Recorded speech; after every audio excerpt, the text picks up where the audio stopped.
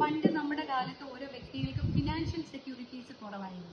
സാമ്പത്തിക ഭദ്രത കുറവ് കാരണം ഒരാൾ മറ്റൊരാളിൽ ഡിപ്പെൻഡൻ്റ് ആയിരുന്നു കുറേയധികം. പക്ഷേ ഇന്ന് സ്ത്രീകളാണെങ്കിലും പുരുഷന്മാരാണെങ്കിലും എന്തെങ്കിലും ഒരു ജോലിയും സാമ്പത്തിക ഭദ്രതയും ഉള്ളത് കൊണ്ട് തന്നെ അവർ പലരും ഇൻഡിവിജ്വൽസായി മാറി.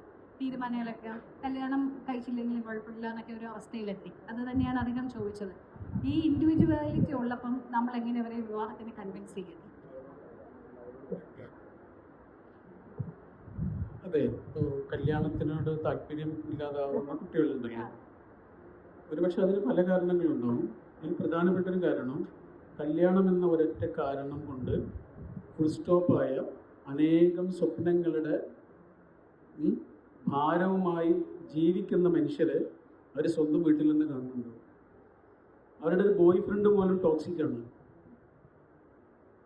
അപ്പോൾ ഒരു കല്യാണം കഴിച്ചാൽ എന്തായിരിക്കും അവസ്ഥ എന്ന് അവർ തീർച്ചയായിട്ടും ആലോചിക്കുന്നുണ്ട്.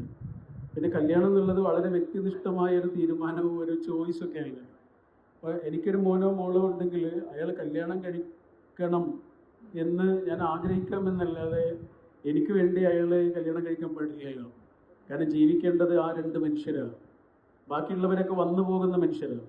ഈ ഭാര്യയും ഭർത്താവും എന്ന് പറഞ്ഞാൽ കടൽ തീരം പോലെയാണ്. കപ്പലുകൾ കുറേ വരും പോവും.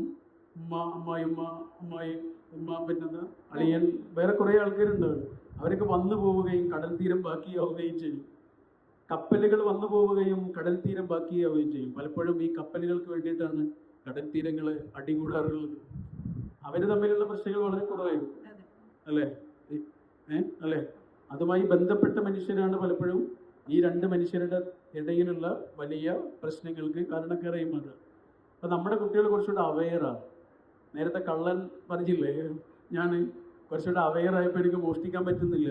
കുറച്ചുകൂടെ അവെയറായപ്പോൾ അവർക്ക് കല്യാണം കഴിക്കാനും പറ്റുന്നുണ്ടാവില്ല, ആവാൻ ഒരുപക്ഷെ. കാരണം അവരതിൻ്റെ എല്ലാ കോൺസിക്വൻസസും ആലോചിക്കുന്നു. പണ്ടൊക്കെ നമ്മളിപ്പോൾ കല്യാണം കഴിച്ച ആളുകളില്ലായിരുന്നു. വേറെ എത്ര കപ്പിളിനെ കാണുന്നുണ്ട്?